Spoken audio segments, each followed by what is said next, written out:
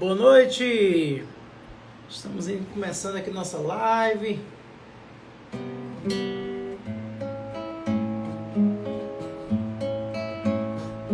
Você chegando.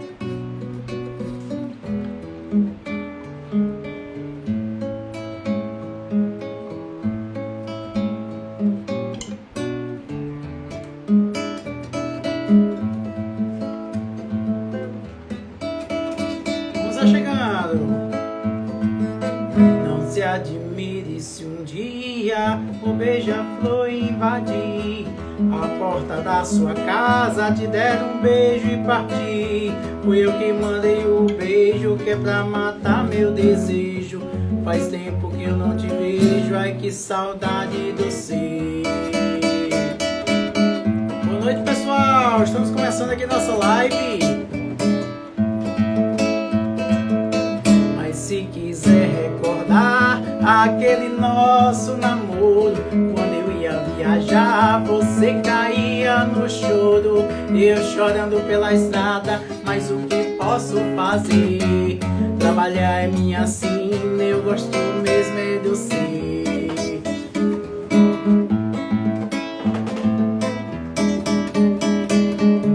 Sejam todos bem-vindos, estamos aí começando nossa live. Vamos aqui abrir a câmera aqui, seja bem-vindo, pessoal entrando aqui, seja bem-vindos. Renan, vou abrir aqui para Renan. Ângela, boa noite, Rosiane. Boa noite, o pessoal do Grupo Inspirar. Sejam bem-vindos. Boa noite, Renan. Autista, meu amigo.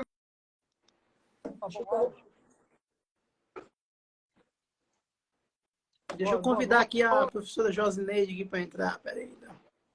Certo, mas antes do meu áudio tá bom. Deixa eu ver como é que eu faço. Achei, eu vou convidar aqui a professora Josineide, tá? Deixa eu colocar aqui meu fone para ver se vai.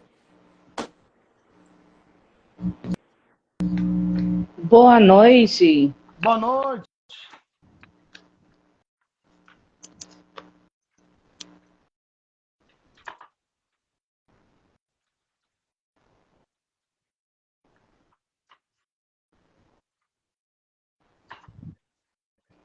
Boa noite, professora Josineide. Boa noite, Renan. Tudo em paz?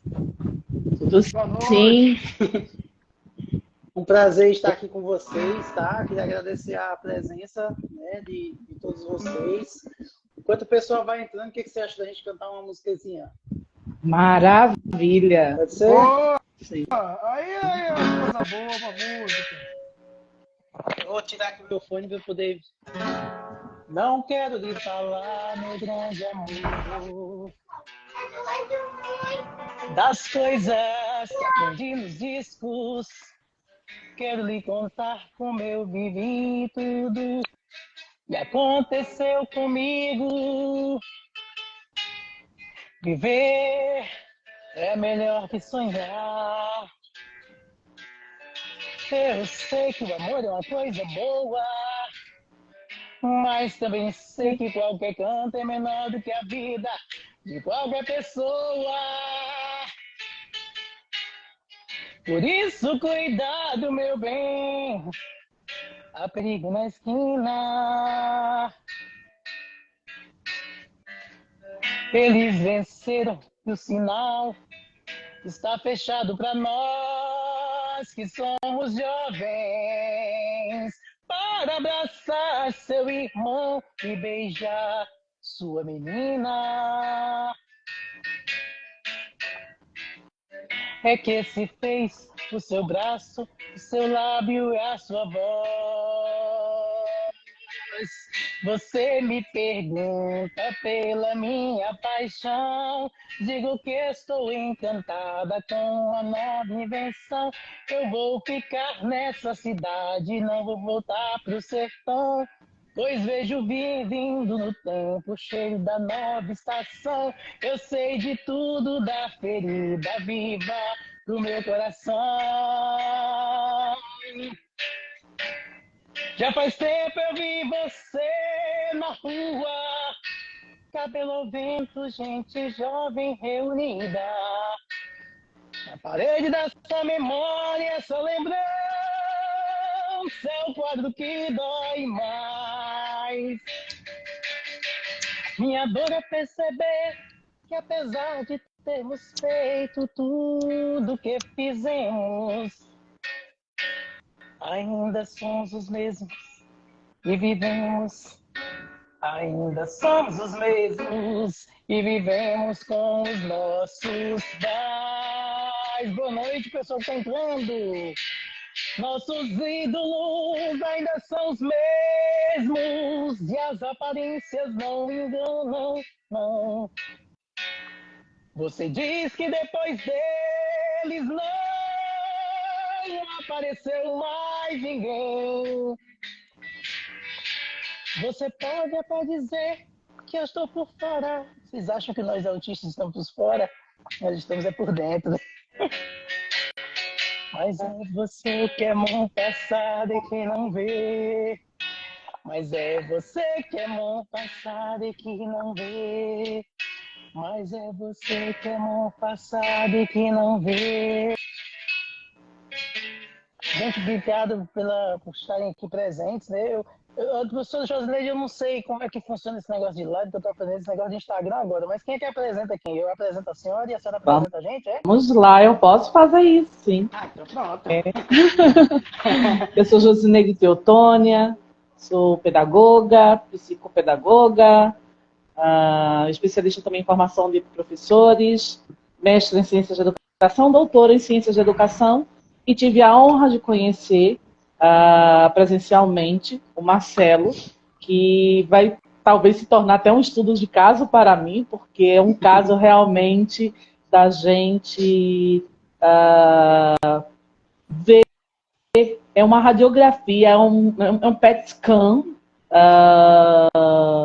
de uma pessoa autista, que mostra para a gente como é ser autista. A gente parte do livro, né, sai das teorias, para ter uma vivência tão nobre com uma pessoa tão maravilhosa como é você, Marcelo. E tenho também hoje o prazer de dialogar também, né, nós vamos dialogar com o Renan Fonseca, que é estudante de Direito, também autista, pessoa com deficiência, palestrante, ativista dos movimentos sociais. E o Marcelo, pedi para o Marcelo me dar assim, um breve currículo. O Marcelo me deu, eu acho, com umas 16 páginas de lápis. Eu disse, meu Deus, como é que eu vou resumir isso? Então eu resumi um pouco para apresentar a vocês o Marcelo. Claro que a maioria de vocês já o conhecem. Marcelo Forte Bezerra, dupla excepcionalidade, tem transtorno do aspecto do autismo e altas habilidades, o que a gente conhece como superdotação, né? Psicopedagogo clínico, referência na região do Vale do São Francisco, que está me dando uma vontade de conhecer. Psicopedagogo, pedagogo, estudante do 7º período de psicologia, e eu ainda vi lá cursando enfermagem? Como assim? Não, como é que tá cursando enfermagem, eu tenho um técnico em enfermagem. Entendi. Né? Eu entendi. E está cursando o 7º período de psicologia, faz parte também da ABPP Pernambuco, é associado, ele é pai, também é músico, palestrante, e eu vi aqui que ele não colocou, mas eu vou dizer, um marido apaixonado. Quem pôde acompanhar essa semana as canções do Marcelo, né? A declaração de amor, e a gente fica vibrando cada vez mais. E o tema do nosso encontro de hoje são políticas públicas para o TEA e TDAH, a educação contra o capacitismo. E eu estou acelerada, Marcelo? Tá ótimo, tá perfeito. Se eu estiver acelerada, pede para eu desacelerar um pouco, tá? E o Marcelo, ele me ensinou muitas coisas num breve momento que nos conhecemos aqui em Recife. E me ensinou também isso, de estar perguntando e preocupado como que é para quem ouve, né? Para facilitar a vida de quem ouve, de quem nos escuta, para facilitar o nosso dia a dia. E, a princípio, eu gostaria de ouvir, Marcelo, se você me permite, um pouco do Renan. Boa noite, Renan.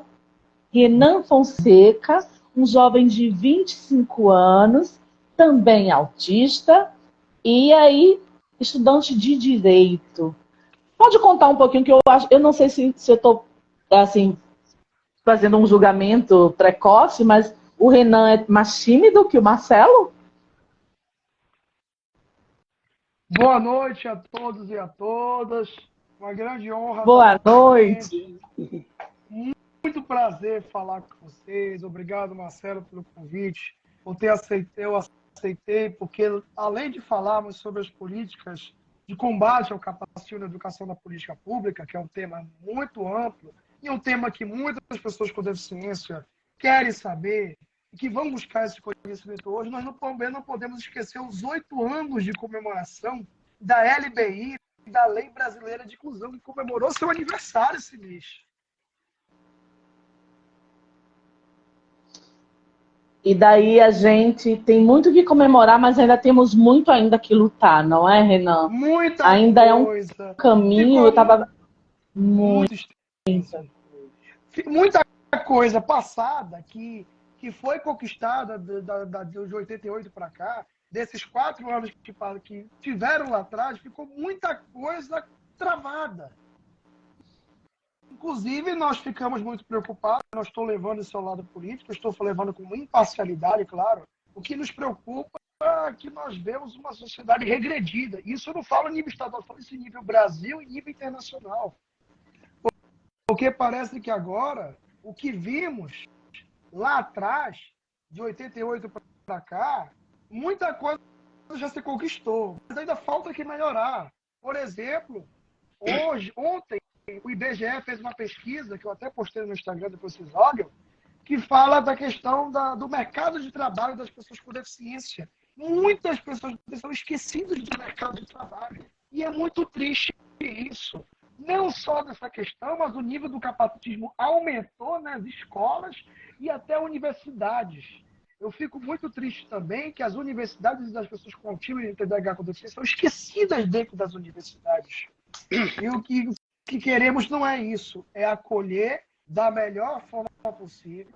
Inclusive, eu atendi uma mãe semana passada, na minha função de diretor jurídico, orientei para essa mãe que a melhor forma, que a escola ela é obrigada a aceitar, sim, que ela tem a obrigação de aceitar, e até caiu uma questão no AB da questão das escolas, se elas são obrigadas. Elas são obrigadas, sim, a aceitar. É um direito necessário e justo. E, Renan, eu vivo isso na prática aqui em Petrolina. Nós vivemos aí, para quem não sabe, capacitismo é a discriminação às pessoas com deficiência, tá certo? É uma palavra que, na verdade, ela vem do inglês, né? Eu não sei como é a tradução, mas é ableism, né? Que é justamente essa discriminação de pessoas com deficiências. E aí, isso que você está falando, Renan, eu estou vendo na prática aqui em Petrolina. Muitas escolas particulares estão, quando se fala, olha, vem um paciente, aquele psicopedagogo Marcelo, o pessoal diz, eita pau, não. Aí coloca dificuldade e começa a perguntar se essa criança precisa de auxiliar, se essa criança... E aí quando é uma criança que não vai precisar de auxiliar, ou seja, que não vai gerar custo para a escola, aí eles se abrem, entendeu? Mas até chegar lá, e vários pais têm relatado isso. Então essa prática é uma prática que já é capacitista, é uma prática que já é discriminatória, ou seja, por que o meu filho que tem deficiência, se ele chegar na escola, se eu falar que ele tem deficiência, tem que haver todo um interrogatório para saber se a escola vai ter condições, ou seja, se ela vai ter prejuízo. Isso está acontecendo aqui nas maiores escolas de Petrolina. Tá? Essa semana já foram 2 mães, tem inclusive uma mãe que está se mudando de uma cidade, né? E quando ela falou que o filho dela estava sendo acompanhado por um psicopedagogo, a escola já ficou fechada. Entendeu? Disse, não, a gente não sabe se a gente tem vaga. Mas me fale aí, como é seu filho? Ele precisa de auxiliar? E aí quando essa mãe falou, não, ele tem TDAH, mas assim, ele não precisa de auxiliar. Aí a escola se abriu. Mas até chegar lá, a escola totalmente fechada. E realmente superante a legislação brasileira, né? Edena, se eu tiver errado, você me corrija, mas acredito que isso seja até, eu não sei se entra na faixa já criminal, né? Não pode falar melhor com mais propriedade. Isso entra não só isso entra na faixa criminal, mas isso também entra na faixa do crime contra a administração se for uma escola pública. A gente tem que entender dentro disso que não é só as escolas públicas, não é só as escolas privadas. As universidades públicas e privadas estão sendo mais esquecidas. Agora nós ficamos preocupados que eu recebi reclamações. Graças a Deus que a Univarsal nós não vimos nenhuma reclamação. Eu vi reclamação de alguns estados que algumas universidades públicas estão recusando, que só tem, às vezes, um pessoal do NAI, um psicopedagogo. E não é isso que queremos. Agora, o que ficamos saber agora que o capacitismo ele é crime, isso leva até pena de reclusão. Ó, ela até comentou aqui que ficou chocada, muito importante saber disso, que não é crime sim, inclusive, até para complementar a fala da colega, o capacitismo ele é um crime agora e cabe pena de reclusão agora, inclusive. Só que o que fica preocupante para nós, que parece que as pessoas não aprenderam a ouvir. Tira o exemplo do Zezé de Camargo, da antiga dupla do Luciano, o vídeo do colega PCD, o Ivan, que postou, nós até conversamos sobre isso, que o Zezé de Camargo imitou estereotipias. Isso não é muito infeliz. Infeliz, uma forma injusta. Isso cabe penalmente um crime de capacitismo. Então, e os dois gêmeos que se prepararam tanto para ver o cantor, e são dois colegas autistas, Marcelo, para falar, foram lá, se prepararam no camarim, e do cantor faz uma atitude dessa, gente. Peraí, que país é esse, como diz Renato Russo? Até onde vamos parar? Pensar, olhar. Eu já vi médico também chegar na porta, negar diagnóstico. Eu sou testemunha disso. Há anos atrás, do início do meu diagnóstico, em 2012, que eu fui diagnosticado tardio, o médico foi capacitista comigo, falando para mim assim, que era para me tirar da escola, tirar daquilo, que eu não ia evoluir.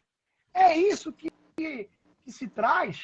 Não é isso. Isso já aconteceu uma vez, você mulher no aeroporto, uma vez, de uma profissional dizer se eu era autista errado. Eu falei para essa profissional, a senhora estudou anos e anos, ainda vem me atingir? Quando a senhora fala isso para mim, você não fala só para mim.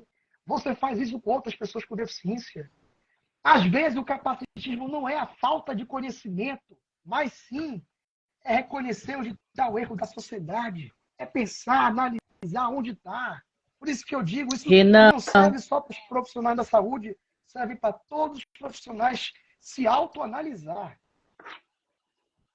Renan, você traz na sua fala, na sua palavra, né, na sua voz, toda a indignação realmente, e me traz muito também Paulo Freire nessa hora, nessa pedagogia de se indignar, né? E é bem isso, e não é somente um se indignar, de ficar revoltado, mas o que é que estamos fazendo para mudar esse cenário? Nós, por exemplo, aqui estamos fazendo essa live buscando com que as pessoas tenham acesso a esse conhecimento, até porque eu também sou gestora escolar, tá?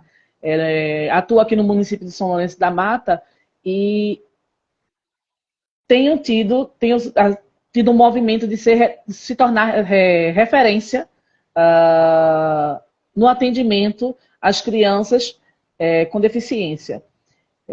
Mas isso vai muito do nosso olhar e do educar o olhar da comunidade. Porque a mãe também, quando ela chega na escola, ela pergunta, tem vaga para o meu filho que é deficiente? E normalmente, naturalmente, a gente diz, mãe, olha, você não precisa dizer tem vaga para o meu filho que é deficiente. Você pergunta se tem vaga. Porque está previsto na LDB que toda criança ela tem que ter acesso à educação. Então, daí, do portão para dentro, ir atrás de uma AE, direcionar para outros atendimentos se a criança também não tem um laudo, que isso também é muito gritante. Porque nós falamos com base no IBGE, com pesquisas, com dados que estão lá legais, e as mães que lutam para que o filho não tenha um laudo. Porque não querem, vamos dizer assim, ter um rótulo validado, vamos dizer assim, de uma possível invalidez. E nossa live, talvez a gente não tenha a dimensão do tamanho, do alcance, da importância, que é essa fala que nós estamos tendo na noite de hoje, de atingir a todos os públicos. A mãe, à pessoa com deficiência, né? Aos profissionais da educação. Então, nós precisamos cada vez mais trazer essa discussão para dizer que a pessoa tem o direito, para normalizar, vamos dizer assim, e não criar esse mito em torno da pessoa com deficiência. Esse capacitismo, né, como vocês trazem bem como tema dessa live de hoje, dessa luta de colocar todos os rótulos ao chão. Precisamos olhar para essas pessoas que também essa mãe, como é que essa mãe chega? Por que ela chega falando dessa forma? Por que nós precisamos trabalhar essa família, trazer essa família para a escola? Que mesmo que a aprendizagem, que ele não vá aprender, vamos dizer assim, aprender tanto quanto o Marcelo, tanto quanto o Renan, mas cada um é um ser individual, ele vai aprender como João, como Maria, como ele, pessoa individual que é.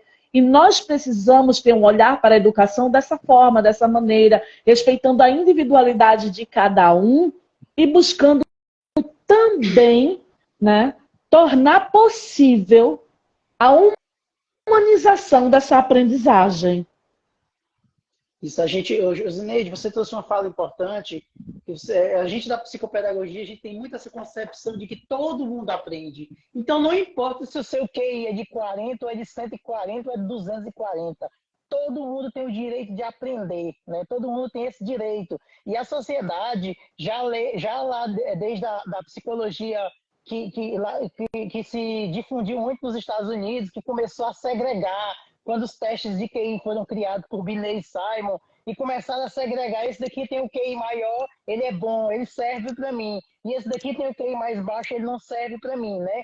Quando, na verdade, as concepções atuais de inteligência, elas vêm colocando tudo isso por terra. Na verdade, se eu tenho o QI, se eu for medir esse QI daqui a 3 meses, ele vai dar completamente diferente, porque a inteligência ela é mutável. E eu queria dar boa noite também à presidente da Amavas, da Associação de Amigos e Mães de Autistas do Vale do São Francisco, e a Rose. Obrigado, Rose, pelo seu apoio. E eu quero enfatizar uma frase que a Rose colocou linda ontem no status dela, que ela colocou assim: quando a educação inclusiva, né, ela existir, ela não vai se chamar mais educação inclusiva, ela vai se chamar educação. Olha que frase maravilhosa. Linda. Linda, exatamente dessa maneira. A educação diz que é para todos, mas para todos, que todos são esses, né? A educação, quando estamos em congressos, em seminários, né, de pessoas que fazem parte da educação, e perguntamos qual é a nossa função, e diz que é formar cidadãos, né? E como estamos formando esses cidadãos? E formar como assim? A educação ela não tem que ser para a vida, ela tem que ser a própria vida.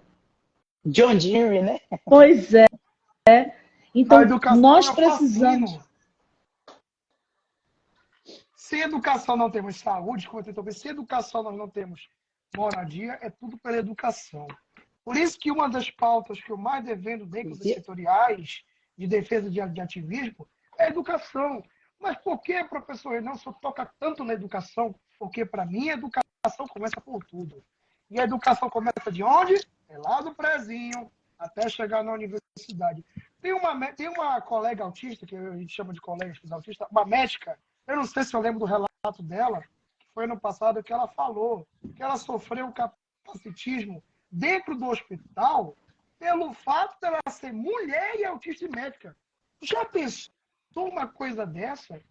E ela até fez um post, que eu não lembro o nome da colega, ela falou assim: olha, eu passei anos e anos estudando. Pelo fato, a minha deficiência não impede de nada. E uma coisa que ela falou é muito justa. Isso entristece muito. Quanto ainda a sociedade ainda não aprendeu. Como dizia uma frase de um educador, por isso que eu tenho fascínio pela educação. Porque sabe que às vezes é isso que as pessoas fazem, é a falta de educação. Ou às vezes não foram educados pela família, conhece a informação, mas que não foram educados. Isso é muito triste, isso que nós vemos. E se a gente vive, né, num país, o Renan e o professor Josineide, um país que ele de repente começou aí há alguns anos, a gente não está falando de partidos, tá? mas nós estamos falando de política sim, porque nós somos seres políticos. E como Paulo Freire já dizia, não existe imparcialidade, tá certo? Por trás da minha fala, por trás da fala da professora Josineide, por trás da fala do Renan, existem teorias sim. Então não existe esse negócio de escola sem partido. Claro que a gente não vai levantar a bandeira de partidos políticos, mas a gente tem que discutir política sim, porque nós somos seres políticos, né? Aquela velha frase, religião e política não se discute, no meu entendimento, Discute foi sim. uma frase que foi criada para que as pessoas baixassem a cabeça e dessem amém a tudo que está sendo feito de errado. Então nós temos um país como o Brasil, tá? Que só valoriza o ensino superior, tá certo? Ou seja, a educação infantil ela é pormenorizada. Como o Renan falou, as bases elas começam... Na verdade, na psicopedagogia, a gente, não só na psicopedagogia, mas na psicologia do desenvolvimento, a gente escuta muita frase de que nós desenvolvemos do útero ao túmulo. Então, isso quem fala no livro Desenvolvimento de Papali e Feldman, que agora é Papali e Martorell, na 14ª edição.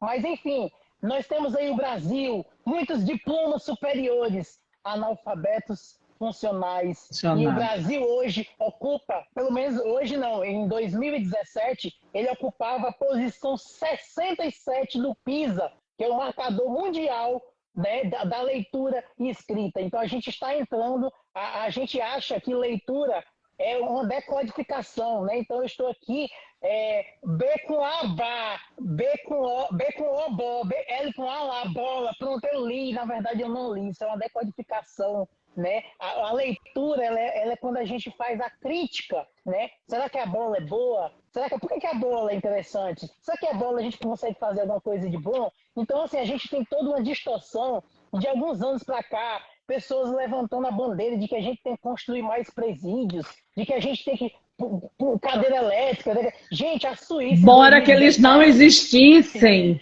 Maravilha seria se eles não existissem, se nós não precisássemos de presídios. E aí, né? Renan, eu não sei se... Com certeza Renan vai concordar comigo, mas nos países com piores níveis de educação como o Brasil, nós necessitamos de uma quantidade de leis altíssimas. Enquanto a gente não vai resolver isso, a gente vai resolver isso com educação, dando educação de qualidade. Por que a Suíça, em 2017, fechou 8 presídios? Fechou 8 presídios por falta de preso. Mas por quê? Porque eles investem na educação. Mas já dizia Pierre Félix Bourdieu, no livro de Maria Helena de Souza Pato, Introdução à Psicologia Escolar, a educação ela serve mais para manter as desigualdades do que mesmo para reduzi-las, né? E aí se prega uma falsa meritocracia. É isso? João Ensina está dizendo aqui no chat: eu tenho orgulho de ser um autista do Brasil, muito importante e poderoso, cheio de amizade e contato com muitas celebridades famosas e figuras poderosas e importantes da política e do judiciário no mundo. Seja bem-vindo. Posso falar dele um pouco? Maravilha ter você aqui. Pode. Posso falar do João? O João é nosso embaixador da Bahia, foi até nomeado pelo governador Gerão e pelo presidente Lula. Ele foi nomeado como embaixador do autismo na Bahia. Inclusive, o João, ele é cartunista, tem uns desenhos maravilhosos. Ele já até desenhou o Xandão, já desenhou o Silvio, que é o do mundo. Já até chegou no palanque da CNN. Isso é perfeito. Nós temos um representante na Bahia que defende por nós. Isso é muito importante, porque até eu vou ter... Sabe qual é o encanto? O presidente Lula Sim. falou uma coisa que é muito interessante. Que ele falou para o Gerão que é muito novo para ele e que isso tem que ser colocado em prática, a questão da pessoa poder isso. E a gente fala isso que não importa se a pessoa do meu partido não está falando sobre está sendo imparcial. Mas é cobrar as autoridades. É como os governantes falam, se vocês não cobrarem a gente vai achar que está perfeito. O ideal é que sempre cobre. Então, parabéns ao João aí por ter feito esse trabalho aí, sempre dando esse engajamento aí por nós.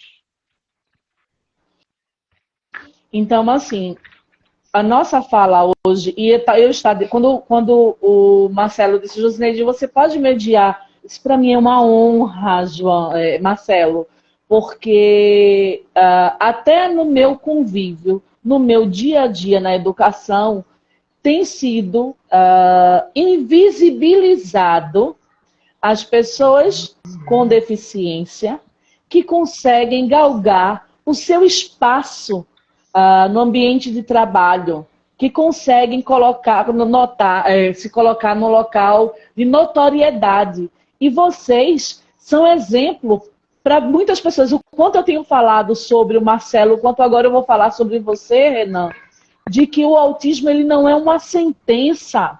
Ele não pode ser uma sentença.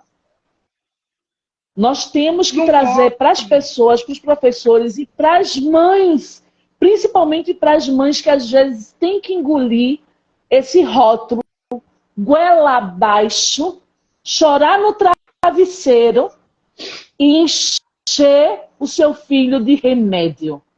Quando nós temos aqui na live duas pessoas que têm a noção, que sabem que são autistas, mas que o autismo não a consumiu.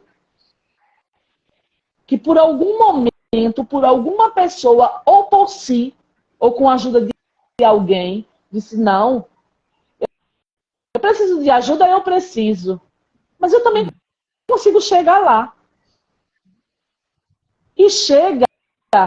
E vocês chegaram, e eu fico emocionada até em dizer isso, porque vocês estão trazendo essa esperança para esses pais, para essas famílias, de buscarem um tratamento adequado, de pesquisar a legislação, de pesquisar de qual forma pode ajudar as pessoas, as crianças que se têm dentro dos lares, os jovens que se têm dentro dos lares, os adultos que se têm dentro dos lares, que infelizmente passaram uma cola, aquela super cola, e adesivaram com um rótulo, que agora para tirar esse rótulo e dizer não a esse capacitismo, e dizer, olha, a pessoa com deficiência pode, a pessoa com deficiência, antes da deficiência tem o nome pessoa. É pessoa com deficiência, não é deficiência com a pessoa. Então, nós, nesse diálogo, precisamos demais entrar cada vez mais nos lares, nas rodas de conversas, nas discussões. Nós, professores, gestores, secretários de educação, gestores municipais, governantes, presidente, precisamos parar um pouco e ouvir. Deixar o lado E ouvir o Renan, e ouvir o Marcelo. Marcelo, como a tua experiência agrega no meu conhecimento, no meu olhar de agora ver, como eu disse, um petiscando de uma pessoa, né? Assim como o Renan, dizendo para mim de dentro para fora, como se sente, como é que a gente pode ajudar. Nós temos que descer desse pedestal, que nem eu, como sendo doutora, sou a detentora de total conhecimento, e cada vez que eu dialogo com vocês, mais eu aprendo, e isso é fantástico. Então, que possamos dar cada vez mais vozes às pessoas com deficiência, para que elas venham nos ensinar. Professora Josineide, é importante essa fala sobre o capacitismo, toda essa reflexão que a gente está trazendo. Eu descobri o TEA há 4 meses só, tá? E antes de mudar, o meu psicólogo, que ele é especialista no TEA adulto, trabalha com muita gente com TEA adulto, ele já disse para mim, o seu jeito ele vai mudar completamente. Por quê? Porque antigamente, a gente, por exemplo, a luz, ela sempre me causou angústia. O som, ele sempre me causou angústia. A angústia, ela esteve presente na minha vida desde que eu era criança. Eu só não sabia o que era. E aí, de repente, quando eu descobri isso daqui, quando eu coloquei isso daqui, que é a primeira vez que eu não quis mais tirar. Eu estou aqui porque eu estou com fone anti-ruído. Mas, gente, isso daqui me trouxe uma paz, sabe? E eu sofri discriminação de pessoas do meu entorno, de pessoas que trabalham comigo, e disseram assim para mim, não coloque esse abafador, porque se as pessoas souberem que você é um terapeuta autista, atendendo pessoas com autismo, os pais não vão querer mais trazer os filhos para vocês. E aí foi que, a partir dessa fala, eu decidi que eu vou usar o abafador 24 horas, na hora que eu quiser. E você que é capacitista, se você vier com preconceito, eu quero que você passe longe do meu consultório, tá bom? Eu quero que você passe a quadras de distância do meu consultório. E isso daqui Não é um fone, me mandaram até colocar um adesivo, comprar um fone, um abafador preto e colocar um adesivo da JBL para disfarçar. Agora eu compro Meu vermelho, Deus. igual. Aí teve uma fone que encontrou comigo. Ah, você usa fone? Eu disse, não, eu não uso fone, não. Fone é esse aqui, ó. Eu Marcelo, uso abafador. Esse aqui é um abafador. Então, Marcelo, se você está incomodado com minha vida, eu quero que você se exploda. Brincadeira, gente, mas assim, isso Marcelo, é o que a autoestima, gente entendeu, vai ver gente? Né? médico Isso é capacitista é autoestima. muito, tem muito, meu Deus. Agora, falando nisso, que é o que mais tem de médico capacitista dentro da psiquiatria é muito. Os cabos acabam estudando e ainda fazem essas práticas. Mas lembrando de uma coisa, eu dei uma palestra uma vez na faculdade privada de medicina em Juazeiro. Eu ia só como convidado, agora me deu estalo nessa história. Quando eu fui para lá, daquela questão do diagnóstico, na mesa lá dos alunos, tinha uma psicopedagoga, tinha uma psiquiatra e a professora Olá, que estava uma pediatra, e o outro era um psicólogo. Aí os alunos apresentando, que era um trabalho lá, o pessoal da escola estava.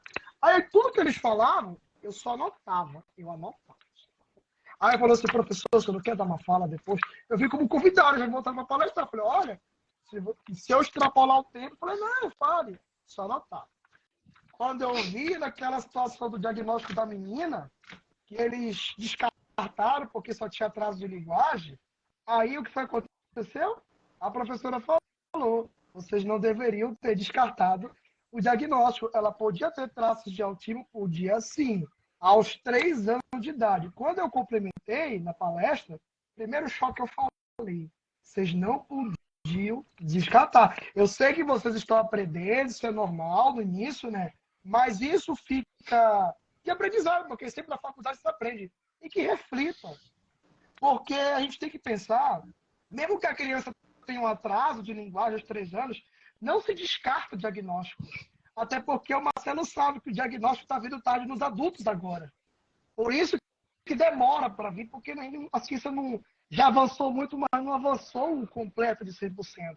E uma coisa que eu falei lá para os estudantes, até ficaram felizes, agradeceram pela compreensão que eu disse, que eu falei assim, que o quanto de autista adulto que é médico, né, Marcelo? São muitos, né? E eles sempre falam que o que mais entristece ele, pelo fato de eles serem autistas e estar dentro do hospital, ele sofre a questão do capacitismo. Qual é o problema? A deficiência não interfere em nada.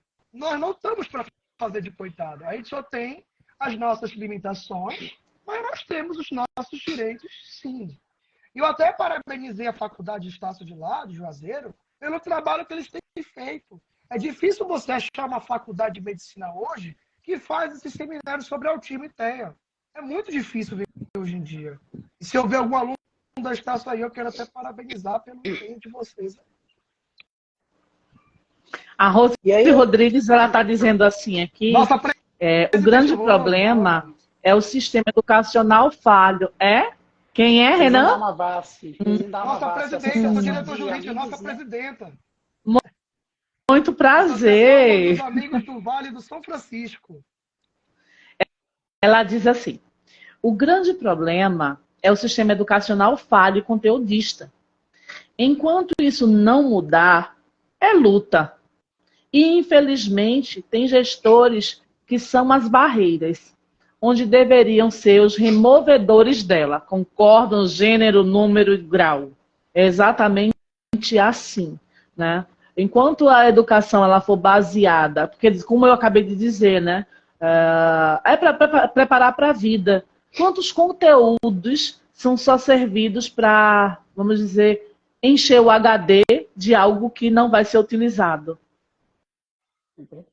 Enquanto deveríamos estar preocupados com ensinar valores, não que a gente que vamos abrir mão de todos os conteúdos, mas o conteúdo ele deveria vir por curiosidade, por contextualização, porque muitas coisas que vêm aí mostrando que é déficit de aprendizagem, que é déficit de atenção, é propriamente uma educação deficitária, que é colocada numa escola, como a Rose falou, de uma forma conteudista, não atrativa. Quem tem aí TEA ou TDAH vai logo ou desistir da escola ou não ver sentido nela. Aí vira um martírio diário de todos os dias para essas crianças, para os jovens, adolescentes, e para uma escola que não faz sentido. Que não, essa escola que diz preparar para a vida, não está preparando nem para o dia. E nós temos que rever. Então, por isso é tão importante que nós tenhamos o conhecimento das leis e também tenhamos conhecimento da interpretação do que realmente quer a BNCC, né? Do que vem aí a LDB, o que precisa ser revisado, mas nem todas as pessoas que fazem parte da educação conhecem a educação e questionam a educação. Precisamos, já que não tivemos lá na nossa educação bancária o fortalecimento de diálogos, precisamos agora, já como professores adultos, né, colocar na nossa prática pontos de discussão.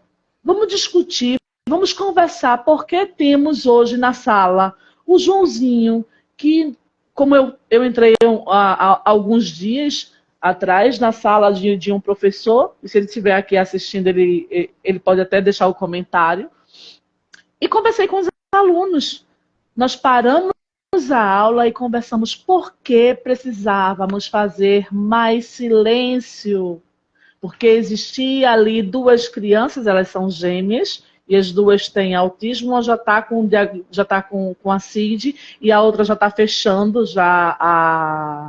o parecer, que também é uma outra questão depois para outra live dessas CIDs serem dadas aí à torta e à direita, né? Depois a gente deixa aí para um próximo questionamento, ou depois a gente continua essa conversa, mas de conversar com os professores, conversar com os alunos e dizer, vamos respeitar o coleguinha, vamos trazer o colega para perto, vamos trazer o colega para dentro, para o lado, para junto, vamos aprender com ele.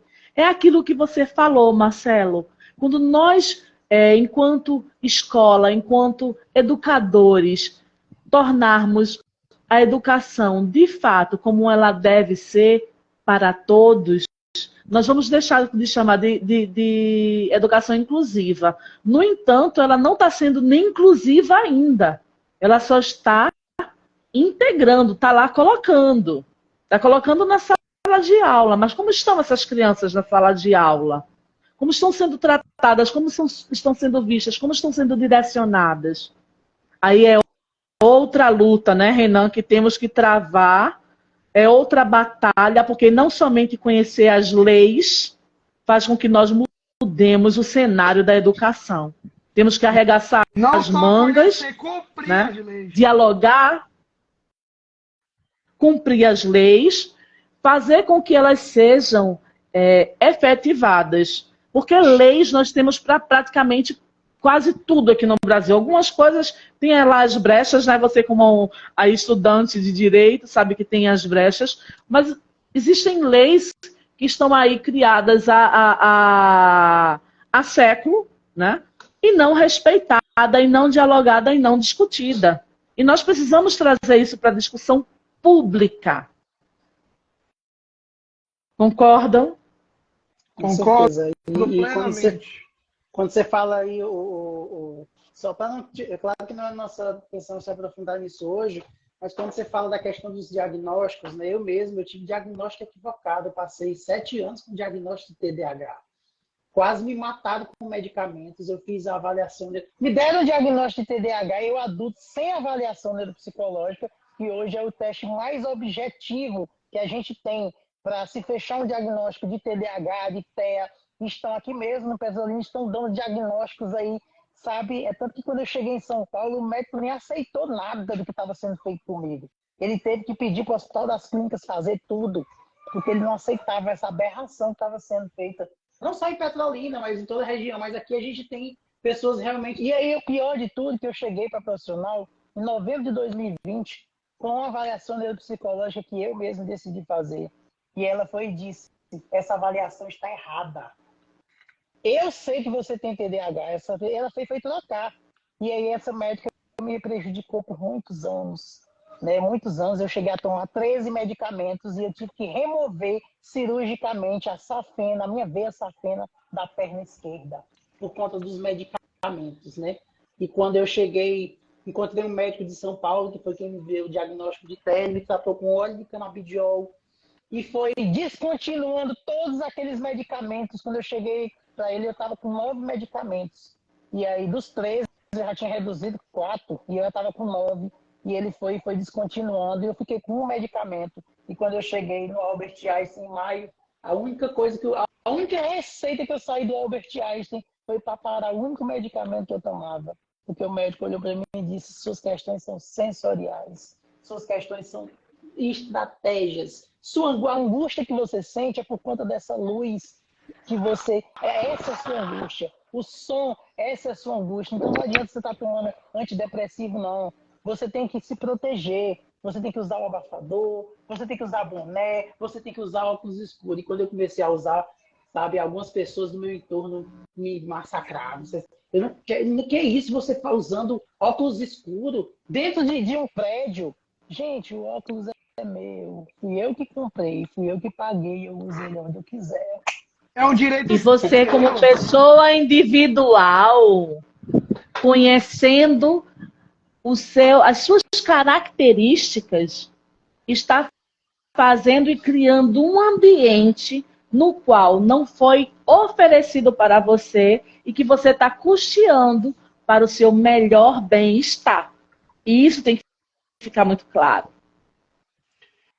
Que você não está usando os recursos necessários dele, fez mais do que o certo. E aí eu pergunto para vocês, a necessidade da pessoa com deficiência se conhecer, o quão importante é, e esse processo com vocês, como se deu, para que as outras pessoas que estão assistindo possam também parar um pouquinho para se perceber e dizer, olha, minha irmã não sente falta, por exemplo, do óculos escuro. Vamos falar até do óculos de grau. Mas eu não fico sem. Somos seres individuais. Para vocês, como foi que isso funcionou? Essa descoberta, esse dia a dia, para que vocês pudessem melhorar a qualidade de vida de vocês. Eu não sei, Renan, eu não sei qual foi a idade que Renan teve o diagnóstico dele, mas meu diagnóstico foi bem tardio, foi apenas há 4 meses, né? E para mim, na verdade, o que foi mais difícil foi o olhar das pessoas, assim. Na verdade, para mim, que eu nunca liguei muito para o olhar das pessoas, sabe? Assim, como autista, mas quando eu chegava, e ainda quando eu chego no restaurante, às vezes tem muita luz, e eu coloco o meu óculos escuros, eu coloco meu boné, coloco meu abafador, e não vou mexendo com ninguém, eu fico ali na minha, tranquilo. E aí me dói, porque eu não observo muitas pessoas, mas quando eu saio, a minha esposa diz: Marcelo, como as pessoas são preconceituosas, tu precisa ver como elas te olham, sabe? Isso aí me dói, porque a minha esposa mesmo, ela vem pegando uma carga nesses últimos meses, e o que me deixa triste é saber que essa carga é só preconceito, né? E assim, ela se preocupa comigo, ela se preocupa com a minha imagem diante das pessoas, mas gente, eu não estou fazendo nada errado, eu estou usando um abafador, um óculos escuro e um boné, eu entro calado, entro mudo e saio calado. Então, né? Eu vou questionar isso, Marcelo. Não se cale, porque quanto mais você falar, mais nós vamos aprender com você. E você, como eu disse para você naquele encontro, naquele mini curso, né, que eu estava ali aprendendo muito, eu levei aquilo para mim, o que você me ensinou naquele mini curso, de como eu me comportar para melhorar o teu dia a dia, o teu momento ali no mini curso, eu levei para a unidade que eu trabalho, onde eu tenho um professor que tem filho na unidade autista, e a criança dele é autista, né? E eu disse, olha, vamos pesquisar junto. Naquele dia eu pedi para você aquele objeto que faz com que você diz o nome para a gente, que você ensinou. Como é, né? Sim, tá com ele pertinho.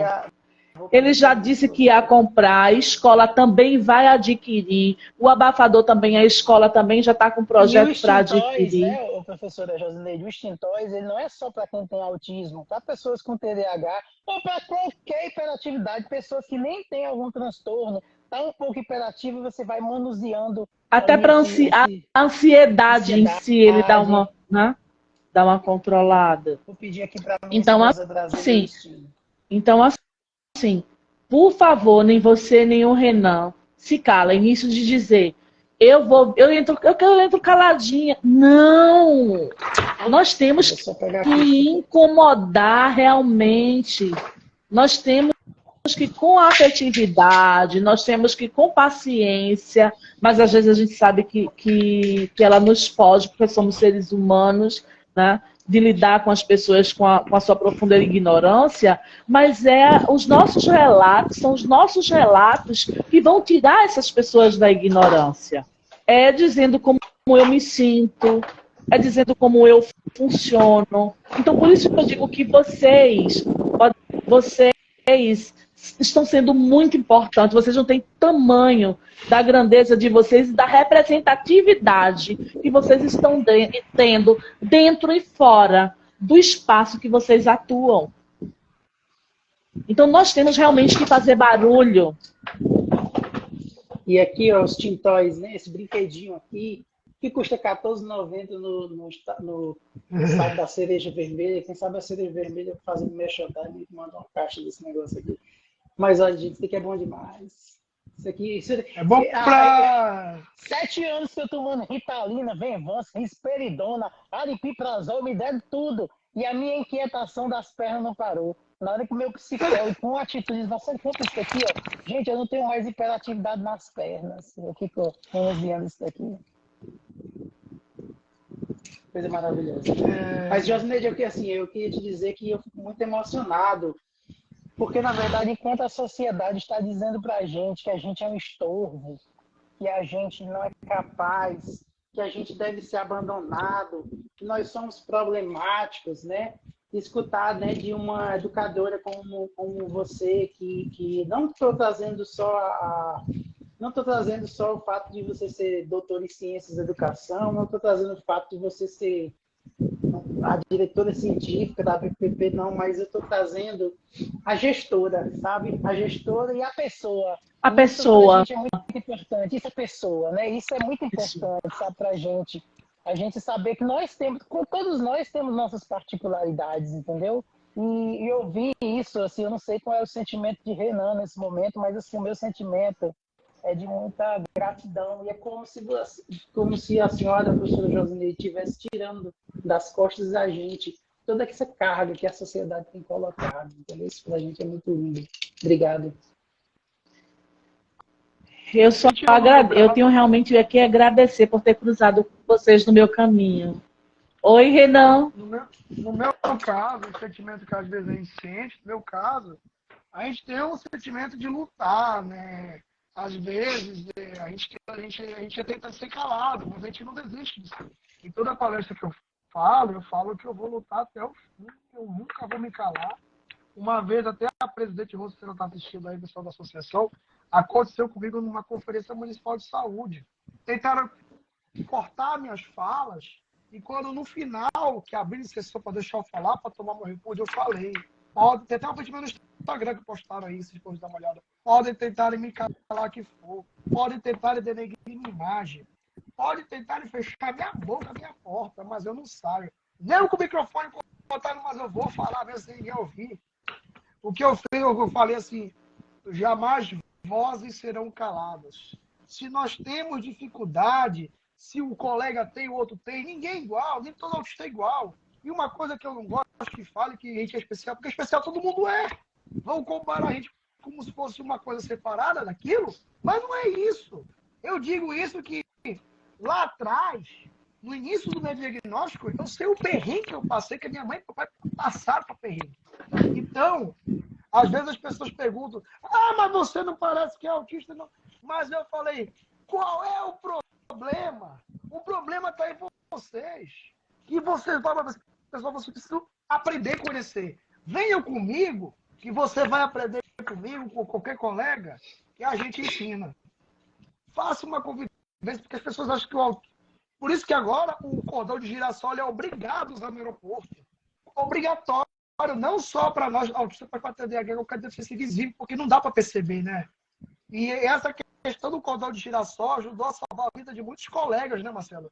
Até pessoas da medicina, do direito, de faculdade, se tu vê, usa o cordão de girassol, até o cordão do autismo, para se identificar, porque não dá para perceber. A gente é considerado como uma deficiência invisível, mas nada impede.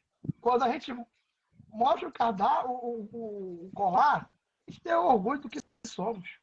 Agora, eu fiquei muito chateado do mês do orgulho autista, que muita gente não comemorou essa data. Eu até falei com o presidente Rosa, que muita gente deixou essa data de lado, e só lembrou do dia 2. Que a data do orgulho autista tem que ser lembrado que nós temos que se orgulhar do que somos.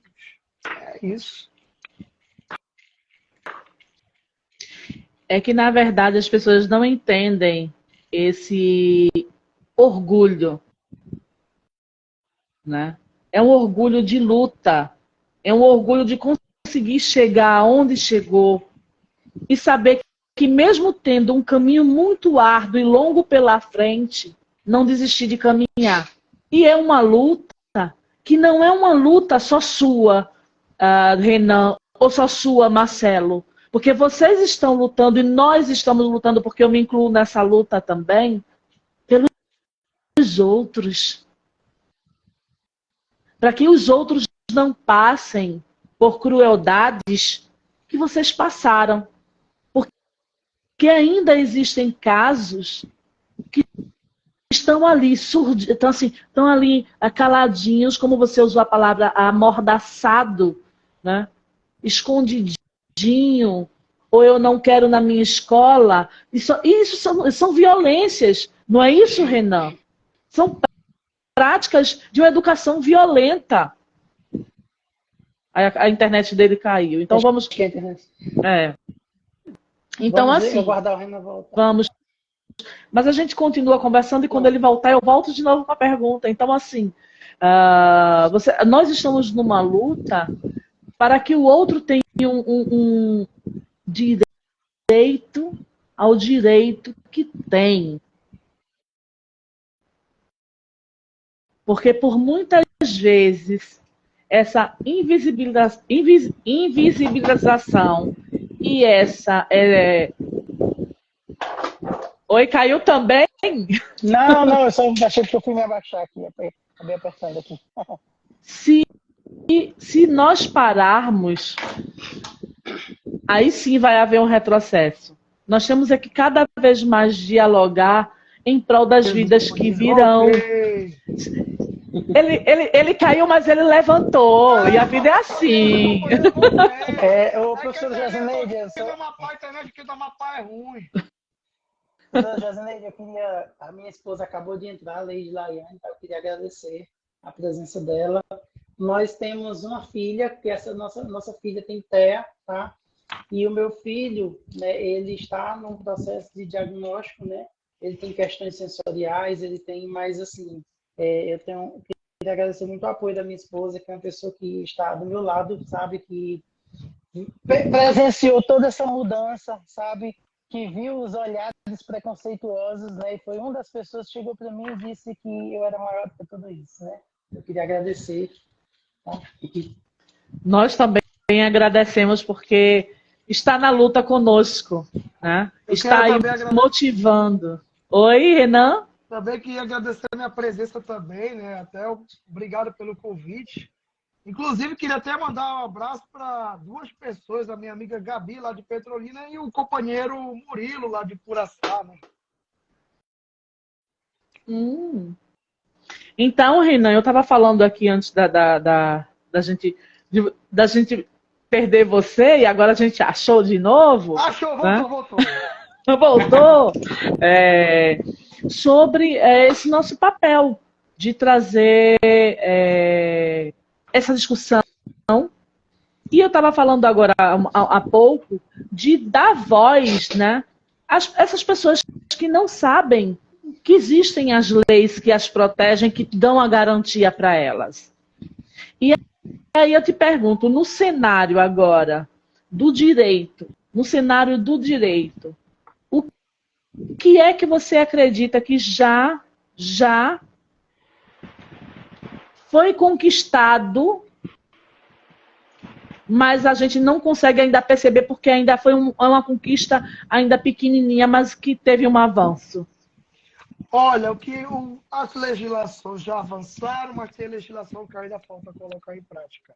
O que mais nos preocupa dentro do direito é que as leis estão aí, mas as pessoas na cabeça dela acham que as leis é só porque é do jurídico. Mas não é isso. A legislação é para todo mundo. Eu tiro o exemplo da Constituição, que fala que a Constituição, eu vou até mostrar a Constituição aqui, dizer que essa Constituição aqui é só para pessoas do direito, mas não. Até a Gabi está assistindo esse direito sabe disso. Essa Constituição, ela emana do povo, ela é para todos.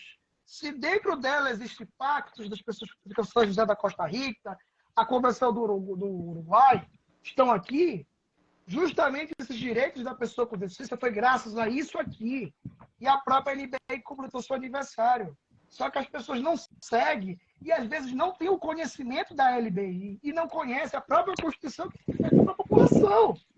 Não tem esse conhecimento e às vezes acaba que não procura seus direitos.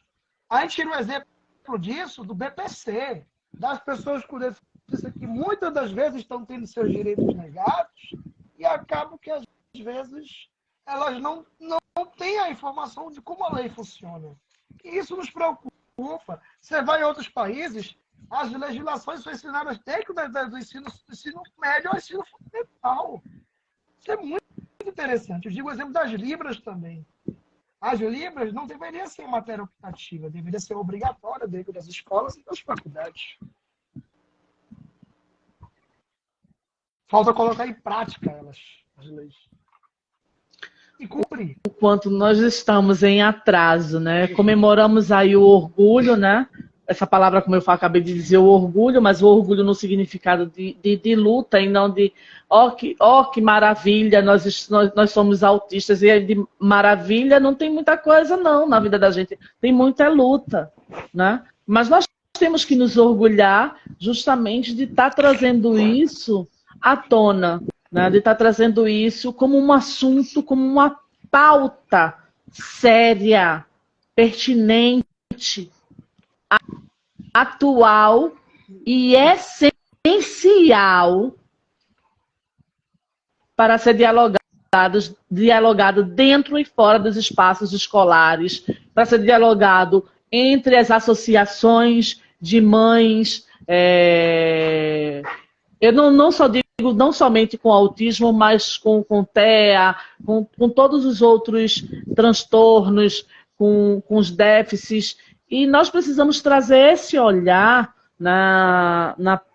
para a educação de uma forma... Porque eu ainda vejo, e mesmo de 27 anos em sala de aula, no universo escolar, eu ainda vejo a palavra o coitadinho, ou o bichinho, bem nordestino, né? O bichinho. Por quê, gente? Que bichinho? Qual é a piedade? Essas pessoas não são dignas de... Nós não temos... Perdão. Nós não temos que ter piedade das pessoas. Nós temos que ter amorosidade. Generosidade. Empatia. Respeito. Eu acho que respeito é a palavra que mais engloba tudo que nós precisamos ter e ser. Aí vem aí, que ainda bem que veio, aí eu vou entrar contigo nas cotas, tá, Renan? Que é uma coisa que tem que ser debatida muito, a questão das cotas. Quero que você agora dialogue sobre isso. Já que nós estamos falando sobre esse preconceito, nós também temos que falar sobre as cotas e como é que essas pessoas que estão sendo... Desculpa, o Instagram tem uma duração de 1 hora. Quando parar, é muito interessante fazer a segunda, né? Eu topo. Não sei se está cansativo para as pessoas. Para mim não está, não. Eu gostaria muito de aprender com vocês. Mas, Renan, o meu Instagram ele tem aquele negocinho azul. Será que dá pra mais meia hora, não? Mas se cair, a gente entra de novo, né? É verdade, né? Sim, Se cair, a gente levanta. Levanta. É. A questão das Eu queria cotas, registrar a presença também, da minha amiga, deixa eu ver se ela ainda está aqui, Ana Angélica. Ana Angélica, ela é mãe de uma criança com autismo, ela é advogada e ela faz parte do grupo de estudos que eu montei no meu próprio consultório. Eu montei um grupo de estudos para a gente estudar o desenvolvimento humano. Obrigada, Ana Angélica, pela sua presença. Sim, a questão das cotas, que eu pedi para falar, as cotas. Na Bahia, parece que existe uma lei estadual em questão de cotas para pessoas com deficiência, cotas raciais para negros, a cota de salário mínimo para escolas públicas, e também existe na lei federal também. Só que, ao porém, tem pessoas que são contra as cotas, e não deveriam ser contra as cotas. Quantas pessoas com deficiência estudam tanto que a cota vai ajuda? Agora, o que mais me preocupa é que tem gente que não liga. E deveriam se importar assim com as cotas. Porque se você tem dificuldade no assunto, naquilo, numa prova de concurso, a cota, ela garante a sua vaga. Ela não está para excluir ninguém. Ela está para lhe ajudar a dar essa chance. Por isso que a lei de cotas está aí para isso. Para a igualdade a todos. Ela serve para todos ter o mesmo direito. Para as minorias ter nessa lei, para ter esse direito igual. Mas... E quando essas pessoas entram no ambiente de trabalho, vai lá, entrou na cota, passou no concurso, entra no ambiente de trabalho, e no ambiente de trabalho também vem o massacre. É desrespeitado, é notado com preconceito, como um incapaz.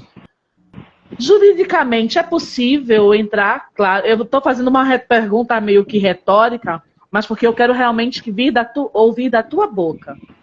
Como é que nós podemos fazer se de repente estamos lá no nosso ambiente de trabalho e notamos que está tendo atitudes preconceituosas? Isso também configura assédio moral, não configura, doutor? Assédio moral, configura o capacitismo, configuraria a injúria e difamação, isso entra no Código Penal. Se fosse dentro do órgão público, configuraria crime contra a administração pública também, porque a gente tem que lembrar isso. O que está prejudicando dentro disso é o mercado de trabalho. Não esquecemos que não é só a lei de cotas, o mercado de trabalho. O que postei no Instagram, não sei se você viu, Marcelo, e aos internautas que me seguem viu, que eu coloquei a questão do IBGE, que muitas pessoas são discriminadas dentro do mercado de trabalho em empresas privadas. Não podemos esquecer que o mercado de trabalho, as empresas têm direito a cotas, aquelas cotas de 10% a 20% que o empresário tem direito, e a pessoa tem direito de redução de carga horária no mercado de trabalho, sim. O que nós temos na Justiça do Trabalho, um rolo de processo só por conta disso. De empregador, eu falo que é o dono da empresa, empregador, tirar a pessoa com deficiência do mercado. A empresa é obrigada a aceitar por conta dessas contas. Agora, o que eu vejo, o que eu fico mais feliz também, que eu vejo locais que aceitam as pessoas, que é a obrigação de aceitação, porque nós somos seres humanos, e como diz lá no nosso doutrinador Constituição fala, e se todos nós somos perante a lei, todos nós temos o mesmo direito. Então, tipo assim, você entra lá, por exemplo, já vi locais que já tem pessoas com síndrome de Down e pessoas surdas já trabalhando no mercado, isso é muito bom. Já existem empresas que têm intérprete de Libra. Inclusive, eu estava vindo para Natal para o Congresso de Penal, no aeroporto de Natal, um colega da PCD falou assim, que na empresa dele tem pessoas com síndrome de Down e outras deficiências, isso é muito bom. Aí eu queria mandar um abraço especial também ao nosso superintendente da SUDEF, o Alexandre Baroni, da Superintendência da Pessoa com Deficiência da Bahia, que está assistindo também, acabou de entrar também o nosso superintendente. E entrou também o secretário de Educação de Macapá, aqui do município, o Rodrigo também. professores, isso também. Renan, eu queria mandar também, aproveitar o momento dos abraços. O Luiz Queria também, dar um o Luiz, que é o abraço. dono da Ararim, mandar um abraço pro Luiz também. Grande A empresário. Luzinete também, que é do NAPNE, tá? Boa noite, Luzinete. É um prazer ter aqui você com a gente, bem atuante no NAPNE, em Petrolina. Eu vou entrar nessa também. Eu gostaria de dizer para vocês que em São Lourenço da Mata, que é onde eu atuo e resido, né, o governo municipal tem se preocupado bastante com a causa e, inclusive, os professores, os profissionais que têm filhos com deficiência, eles estão sim tendo o direito da redução da carga horária, porque nem sempre o que está na lei é cumprido, mas aqui está sendo cumprido sim, e a gente poderia dizer que não é mais do que obrigação, né? A gente poderia dizer isso. Mas quando a gente também tem uma Secretaria de Educação sensível e que está trabalhando para incluir, porque ainda nós estamos nesse processo aí de inclusão, de fato, como tem que acontecer, como deve acontecer, para depois a gente poder, daqui a um tempo, colocar essa palavra inclusão para o alto e vivermos a educação, não é, Marcelo? E aqui nós estamos nesse processo. Né? O governo, a gestão municipal de São Lourenço da Mata, a Secretaria da Educação tem se preocupado bastante, e, inclusive, como eu disse para vocês, colocando a redução da carga horária para aqueles professores que têm o filho com deficiência. E isso é garantia do dever, né? E é um voto realmente de aplauso para que outros municípios também copiem a ideia que é lei. Não é, Renan? Renan, no caso, os servidores públicos, eles já têm a prerrogativa hoje para pedir essa redução sem... No caso, vamos falar de órgãos públicos, municipais, estaduais, federais, eles já têm essa prerrogativa de pedir sem abrir um processo? Você ainda nota muita resistência em relação a isso? Inclusive, falando algo público, nós temos 2 secretários aqui, um de educação do município de Que Macapá, da maravilha. cidade de Macau, e tem um superintendente da SUTEF lá da Bahia. Bem, agora é uma coisa que dentro da legislação fala, que dentro dos processos seletivos, se eu estiver errado, você me corrige aí, mas que dentro dos processos seletivos, seja para concurso público, seja de processo seletivo de estágio, é obrigatório ter essa cota para a pessoa com deficiência, e é obrigação ter essa cota. Inclusive, o Estado da Bahia tem feito esse trabalho de cota muito maravilhoso. Até porque eu acompanho a SUDEF de perto, eu vejo, né? Eles fazem... Eu não estou com a lei em mãos, mas eu sei que é lei, Renan, e que você pode dar um Google aí, que essa lei ela assegura também os funcionários públicos, porque não é uma lei só daqui de São Lourenço da Mata, não é uma coisa que entrou só no federal. Então, os professores, os funcionários públicos que têm, aí a gente também vai pesquisar, porque também a gente tem que fazer esse notório conhecimento para as pessoas, se é somente na questão, como eu atuo nas redes municipais, né, eu tenho essa visão do municipal, mas eu acredito que a lei é para todos. Então, apenas eu acho que algumas pessoas, por empresas particulares, não gozam desse direito, não têm esse direito, vamos dizer, respaldado por ser empresa particular e às vezes sofre aquela retaliação da demissão. Né? Então a gente também... Para leis, para a questão de privado, é a CLT que ampara.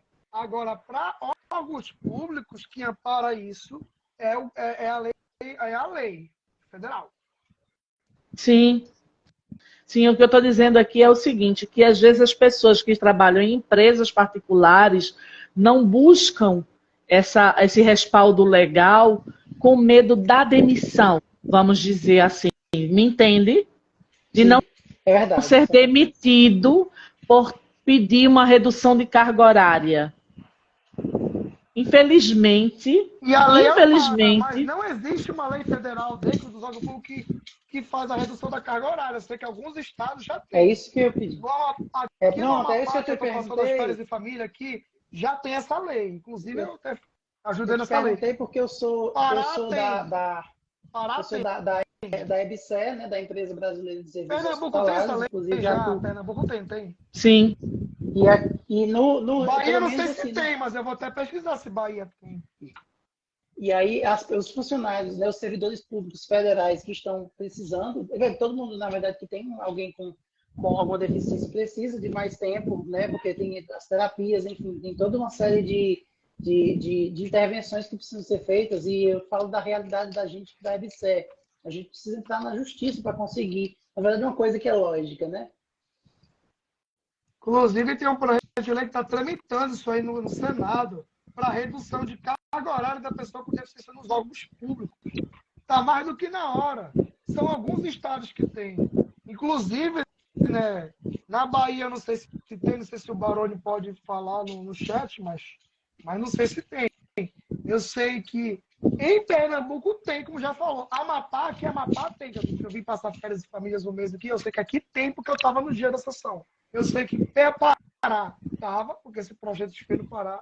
Amazonas, Roraima, até o Mato Grosso, Minas e São Paulo e Rio tem. Mas essa lei deveria estar em nacional. Exemplo da Lei Romeu Mion, que era para estar em uma carteira nacional. Mas alguns estados estão fazendo o seu trabalho. Inclusive, a Bahia já está com um projeto já sendo montado para essa carteira ser feita já. Estou até revisando. Eu Pernambuco gostaria. começou e deu uma pausa no governo de Eduardo Campos, e agora parece que Raquel Lira, eu digo isso porque eu solicitei a CIPTE ao Estado, mas não teve andamento no governo de Eduardo Campos. E no começo do mandato da Raquel Lira, eu recebi um e-mail dizendo que mais ou menos em 60 dias eles estariam dando um andamento nessa CIPTE. Só que aqui em Petrolina a gente já tem o município, ele já emite essa carteira com validade dentro do município de Petrolina, né, através da Secretaria de Desenvolvimento Humano Desenvolvimento e Acessibilidade, né? É uma secretaria de Petrolina que faz a carteira municipal. Inclusive, a secretária ela me segue. Rosanil. Sim, justamente. Agora, a carteira estadual, que o Paulo Câmara fez o decreto, ele só colocou para o Recife. Só que eu liguei para a Secretaria de Cidade do governo de Pernambuco e o governo de Pernambuco disse, em seu argumento, que a carteira vai passar para todos os municípios. Eles não me deram o projeto e eu queria saber como é que vai funcionar essa carteira. Se vai ser por região, se vai ser por município, porque Pernambuco é muito grande. Aí, onde está a organização do projeto? Com todo o respeito. Temos que perguntar e temos que cobrar, né? Nós temos que cobrar. Temos que cobrar. Afinal, somos cidadãos politizados, viu? Com certeza, né? Escola sem partido, só depois que a gente morre. E ainda fica o partido dos nossos inscritos. A educação, como também diz o meu patrono, né, que na Academia São Lourenço de Educação e Artes, que é o Paulo Freire, a educação é um ato político. Com certeza. Ainda vão dizer que política não se discute, tá aí. Que tem gente que não gosta de política, gosta sim. Só não gosta de política partidária. Porque a palavra política vem de polis. Que política está na moda, política está na política pública, política está em tudo. Até no videogame está na moda. Aí vou dizer que não gosta. É como o Marcelo falou, analfabetismo funcional. A pessoa sabe ler e escrever, mas tem dificuldade. Agora parece que o Brasil vira um relatório de analfabetismo funcional. A gente vê no YouTube esses cabas que fazem pergunta de educação, pergunta de YouTube. Ninguém sabe dar resposta, com todo respeito. Mas que deveriam buscar informação. Parece que a taxa de analfabetismo funcional está explodindo no Brasil. Verdade. E é importante que a gente saiba, né, que leitura não é decodificação, tá? Leitura. Come mais livros do que armas, né? É o passo mais minúsculo da leitura. A leitura é quando eu pego aquela informação, faço uma interlocução, né, com a minha experiência prévia e eu faço uma crítica. Então, se você decodifica, você não critica, você não leu para a linguística, né? Em termos de linguística, você não realizou leitura nenhuma. E Eu outra gostaria de coisa, tem Sim. gente que tá aprendendo a usar armas nas escolas. Ah, ela vai atirar, não sei o quê. Sabe, faz o seguinte, caboclo. Come mais livro do que arma, pronto. Deixa as armas para os policiais e militares. Os caras querem... Eu já vi a criança querer aprender a usar arma. Que é isso? Vai comer livro, vai estudar, né? Quando a gente compreender que o diálogo, a formação do pensamento, a construção de aprendizagem coletiva para o bem comum, para melhorar a comunidade, for realmente uma aprendizagem, porque a gente diz a aprendizagem significativa, a aprendizagem quando nós pararmos para pensar que nós temos que realmente trazer essas falas para que a aprendizagem, como eu disse, seja realmente útil e não fútil, teremos caminhado mais que a metade do caminho. Mas ainda estamos muito preocupados, como a Rose nos falou, né? Em conteúdos, em passar conteúdos, em rotular, em ser superficiais. Quando nós nos dedicarmos a entender, a compreender, a mergulhar no profundo, a me inquietar com lutas que não são somente minhas, com o bem comum, a educação terá cumprido sua parte. E para a educação, pode falar. Eu só quero que você me deixe também falar uma coisinha. Fique à vontade. Me lembre do nosso encontro estadual de psicopedagogia, porque não é só para psicopedagogos, é para quem quer aprender. Com certeza. Não, eu vim aqui agora, eu queria registrar a presença aqui da professora Socorro Amariz, da Universidade de Pernambuco, né, onde eu tive a honra de conhecer. Não fui aluno dela, mas ela me emprestou uns livros aí na época, que eu nem conseguia ler. Você devolveu? Devolvi rápido.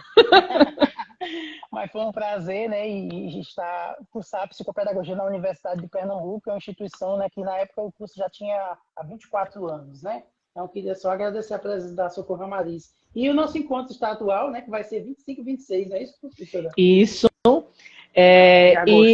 De agosto, né? Isso. Nós que fazemos parte, os psicopedagogos que estão presentes aqui também, eu peço que entrem no @abpppe, são 3 P's, tá, gente? ABPPE, que é o Instagram da Associação Brasileira de Psicopedagogia, Seção Pernambuco. E lá vocês vão encontrar os dados para participarem, para se inscreverem, na verdade, para o 6º encontro estadual de psicopedagogia de Pernambuco. E o tema deste ano é a contribuição da psicopedagogia e os novos cenários de aprendizagem. E é importante que você falou, professora, que não é só para psicopedagogia. Não. É para todo mundo, entendeu? É importante a gente se fazer, porque a psicopedagogia ela é uma ciência, né? É uma área eu gosto de chamar de ciência, mas a gente chama de área de conhecimento, de campo de atuação, que nasceu na Europa. Na Argentina pegou realmente um berço científico imenso, né? Com personalidades como Jorge Visca, Alicia Fernandes, enfim. E aí chegou no Brasil e em 1980 nós tivemos aí a necessidade, né, de se criar uma associação científica, porque a gente já estava atuando, não eu não, porque eu não era nem nascido, mas já tinha os psicopedagogos atuando e essa associação que é maravilhosa, que é a BPP hoje, que dia 12 de novembro deste ano completa 43 anos, tá? Então, assim, tem muita gente que diz, não é obrigado, mas gente, a gente não faz só o que é obrigado. E a BPP, quem entra na BPP, que participa da BPP não quer sair mais, porque a cada mês são vários encontros que a gente tem. Agora a gente tem, se não me engano, um no Maranhão, enfim, em várias sessões, né, que nós, como associados, temos acesso a essas discussões de alta qualidade, né, promovidas dentro da ABPP, que é uma associação de direito privado, mas sem fins lucrativos, que este ano faz 43 anos no país, tá? A Rose está dizendo... A Rose diz assim para a gente: quando as famílias também forem de fato parceiras das escolas, iremos mais adiante. Professora Rose, muito pertinente, e você traz agora para o debate, para o diálogo, né, um tema da minha tese de doutorado, que são as comunidades de aprendizagem. E as comunidades de aprendizagem, ela tem toda a interlocução dessa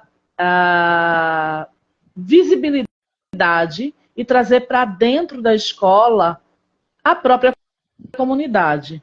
E se a escola ela é de comunidade, ela é da comunidade, então ela tem que abrir as portas também. Aí é um movimento de mão dupla, e a escola, como tem profissionais formados para estar funcionando, né, para estar fomentando a educação, temos que buscar as estratégias. Inclusive a minha unidade aqui em São Lourenço da Mata está passando por essa mudança de paradigma, para que nós possamos também realizar e torná-la numa comunidade de aprendizagem. Porque a partir desse movimento e desse olhar também de que a escola ela tem que caminhar junto com a família, aí a gente faz, a família tem que caminhar com a escola, mas muitas vezes a própria escola ela só abre as portas em dias comemorativos, em datas comemorativas, e não para dialogar como é que o aluno está, qual é o cenário de aprendizagem, qual é o cenário familiar.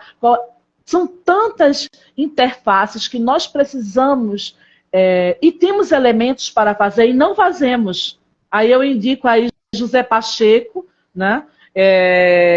Nós temos muitos elementos e muita cultura, não somente do fator festivo, porque quando a gente fala em cultura, logo se vem, a gente pensa, porque a nossa educação foi essa, mas das festas culturais, folclóricas, né? E cultura não é somente isso, né? Cultura ela é a identidade da comunidade. Então, nós precisamos trazer para dentro da escola e tornar isso, sim, o nosso currículo escolar, a necessidade que a comunidade está passando, que precisa para aprender. E daí a gente tem uma educação contextualizada, e daí a gente fazer um levantamento enquanto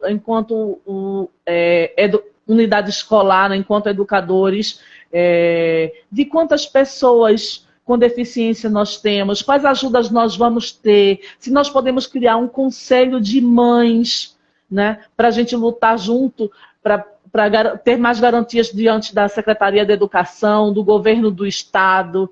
Então, nós precisamos também abrir o nosso olhar enquanto profissionais da educação, enquanto essas pessoas que fazem essa educação se movimentar e trazer essa escola viva, né? E trazer esses assuntos que permeiam a sua comunidade, a sua identidade, para dentro da escola, para que assim nós possamos ter realmente uma educação que seja eficaz, que seja útil e que realmente prepare o cidadão para a vida. E essa escola ela tem que ser a vida. Nós temos que trazer esses assuntos para dentro da escola, para debater, para modificar, e não também ficar engessado. Eu não preciso mais estudar, agora eu só vou me aposentar, eu não preciso mais conhecer, porque eu também já estou, vamos dizer, eu tenho 23 anos de educação, já vi muita coisa, já sei muita coisa. Nada! Todo dia a gente aprende. Eu costumo dizer que a gente aprende até o último suspiro, até após além o último suspiro, a gente aprende, gente. Aprendemos tanto hoje com esses meninos maravilhosos, me perdoem pelos meninos, mas foi amorosamente, né?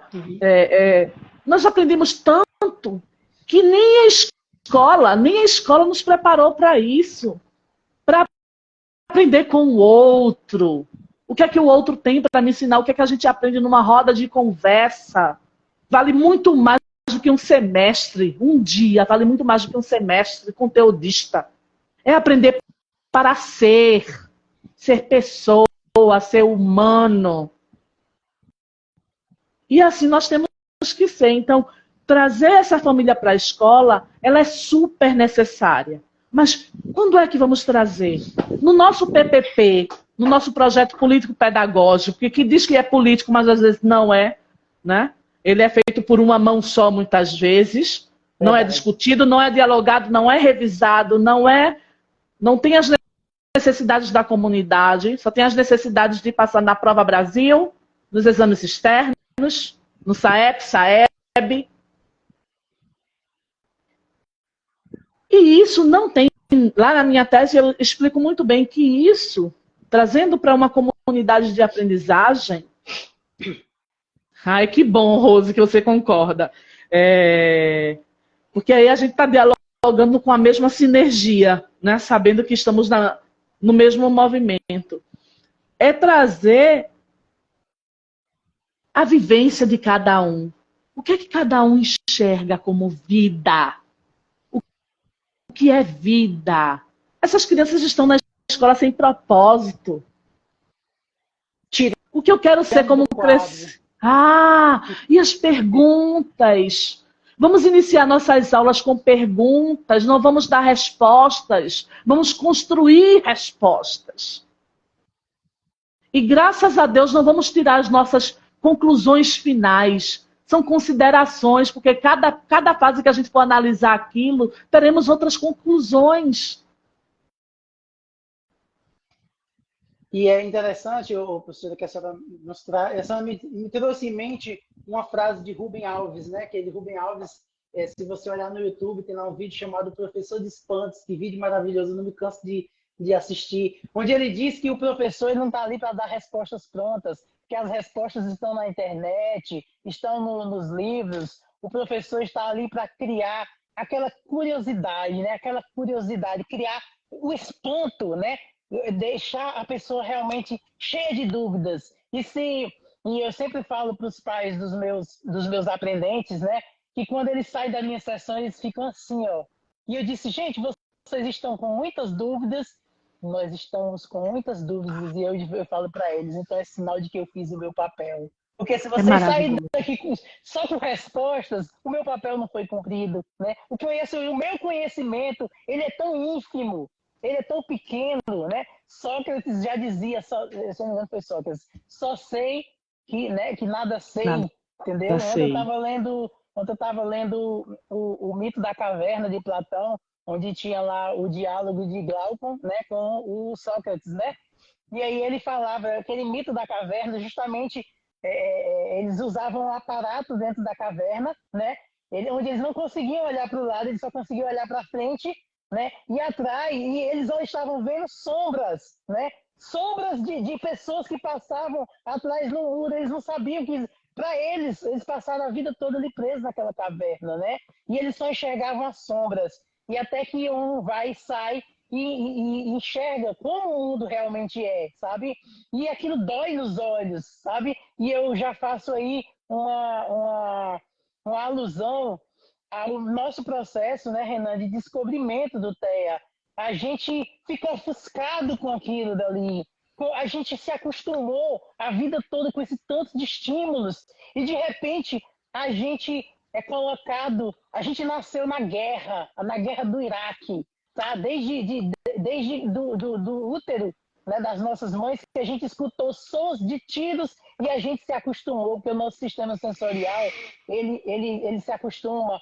E quando nos apresentam a paz, a gente não quer mais voltar.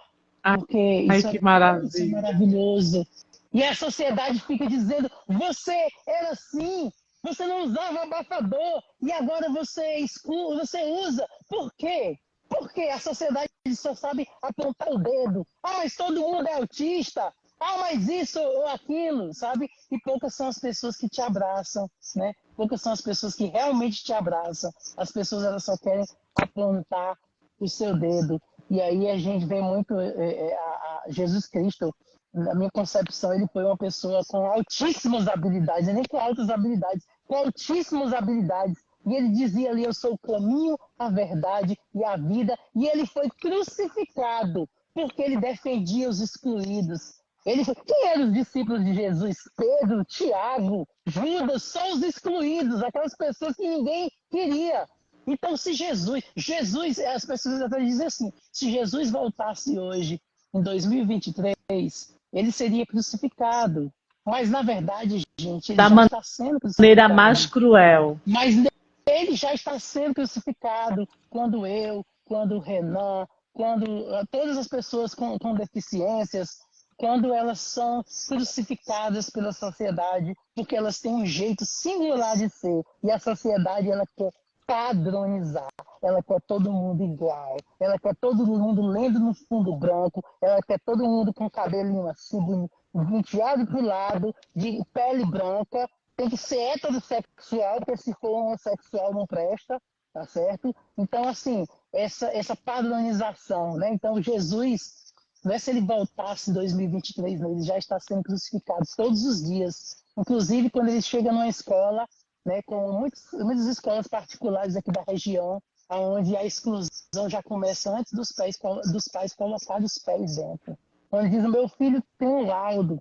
E aí vem o questionamento, não, acho que a gente não tem vaga, sabe, tem toda aquela dificuldade. E eles ficam sondando para saber qual é a deficiência que aquelas crianças têm, para saber se não vai gerar custo. Então, gente, isso já é Jesus sendo crucificado em 2023, dentro da escola, na sociedade, em todos os ambientes.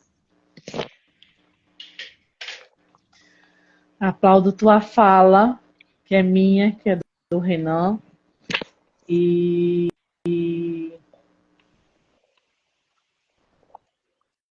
vamos pensar em fazer, e vamos não só pensar, mas vamos agir para que tua filha, teu filho, minha filha, não venha a vivenciar a frustração, essa tamanha frustração do outro, porque isso mostra mais sobre a escola, sobre as pessoas que estão à frente desse espaço escolar, sobre a sua fragilidade profissional, fragilidade humana, para não dizer uma outra palavra, mas que mostra mais sobre ela. Porque quando eu deixo de abrir a porta da escola para receber essas crianças, e todas as crianças, eu mostro que eu não estou preparada para abraçar ninguém. Rosine, e ali eu não deveria estar. E ali eu não deveria estar se eu não sou preparada. Eu deveria ter a humildade de pelo menos reconhecer, já que não quero ir em busca de uma melhora, mas reconhecer que ali não é o meu espaço. Mas vamos lá, vamos lutar, vamos perseverar, vamos aí pela pedagogia da esperança, esperançar em dias melhores. E Renan, foi um prazer imenso estar contigo na noite de hoje. Marcelo, muito obrigada pelo convite. Estarei sempre perto de vocês. Não quero perder vocês de vista, não, porque vocês é o conhecimento, são o conhecimento personalizada em ser humano. Coisa boa, eu ouvi isso, sabe, professora? E eu queria até encerrar essa live, se vocês me permitem, para a gente ver essa. Na verdade, é uma música que surgiu na nossa live, né? Que eu não sei nem tocar essa música, vou aprender agora. Na sua tela, no cenário, sujeira pra todo lado. Então não, mas vamos lá. Vamos lá. Todos acreditam No futuro da nação, país vamos nascer. Que país é esse? Que país é esse? Que país é esse? Que país é esse que nós estamos vivendo? É isso, gente. Eu queria agradecer à professora Josineide pela por ter aceitado, professora, mediar essa. Eu disse até para ela, professora Rosineide, pelo amor de Deus, são 2 autistas. Eu e Renan, logo o perfil meu e de Renan, tem que ser uma mediadora bem experiente. Marcela, por favor, aceite meu convite. E ela aceitou, né? Na hora já disse um sim, né? A Rose, a presidente da Amavaz. Rose, você falou uma frase aqui, só para encerrar, ela está dizendo que nós, mães atípicas, também somos invisíveis. Nós somos as guerreiras que ninguém quer ser. E aí, essas mães atípicas, elas lutam pelos seus direitos e elas são taxadas como as chatas, né? Eu digo uma coisa para vocês, mães atípicas, sejam mais chatas do que vocês estão sendo, porque é o direito dos filhos de vocês, tá certo? E se vocês não lutarem, né? Se vocês se calarem, realmente, o que você falou me chamou bem a atenção. A gente não pode se calar, tá bom? A gente tem que abrir a boca, né? Como o Renan disse, mesmo que a sociedade corte o nosso microfone, a gente tem que continuar ali falando. E pode chamar a gente chatinho que for, aqui nós vamos lutar mesmo. Não posso ficar nem mais um minuto com você. Sinto muito amor, mas não pode ser. Moro em Jaçanã. Se eu perder esse trem, que sai agora às 11 horas, só amanhã de manhã. E além disso, mulher, tem outra coisa. Minha mãe não dorme enquanto eu não chegar. Sou filho único. Foi Renan dizendo, eu também sou chatinha, presidente. Não posso ficar nem mais um minuto com você. Minha esposa tá me esperando ali, no cabo de vassoura. Sinto muito amor, mas não pode Ei, vamos ser. dar um presente especial do nosso secretário de Porto Seguro, que o secretário está presente aí. Se eu perder esse trem, que sai agora às 11 horas, só amanhã de manhã. Obrigado, boa noite. Até a próxima live, gente. Até a próxima. Vamos dar uma Até a próxima live. Gratidão. Agora eu vou tentar falar. Porto Seguro. Vou encerrar aqui, eu vou aprender a